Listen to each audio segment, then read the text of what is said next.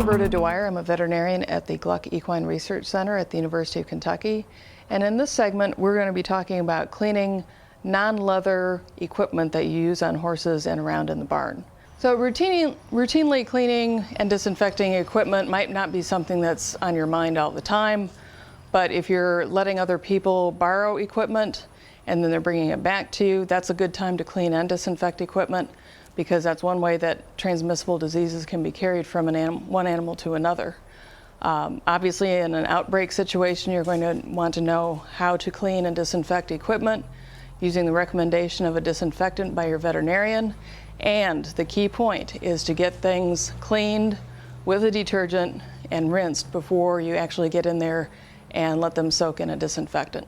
Now, for other types of equipment that you use on horses, such as brushes, curry combs, hair combs, these also can get very dusty and dirty, and if you're in the midst of an animal outbreak such as influenza or strangles, these can be little vectors that can carry bacteria and viruses from animal to animal.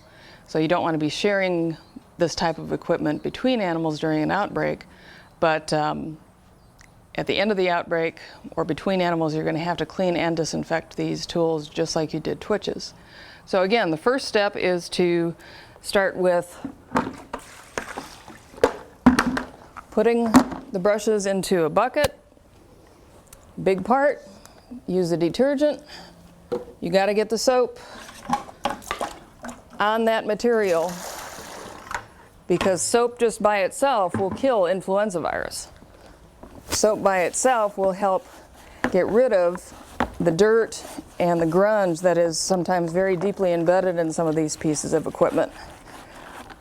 You can already see the color of the water changing.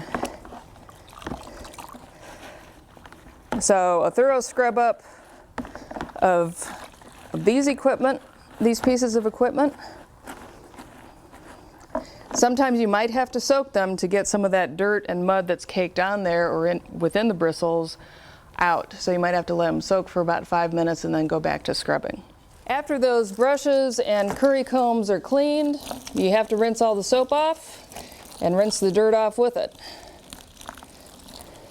Be sure to read the label on the disinfectant that your veterinarian has suggested for you, because most of those that have a powerful killing ability have toxic effects if you get them on your skin.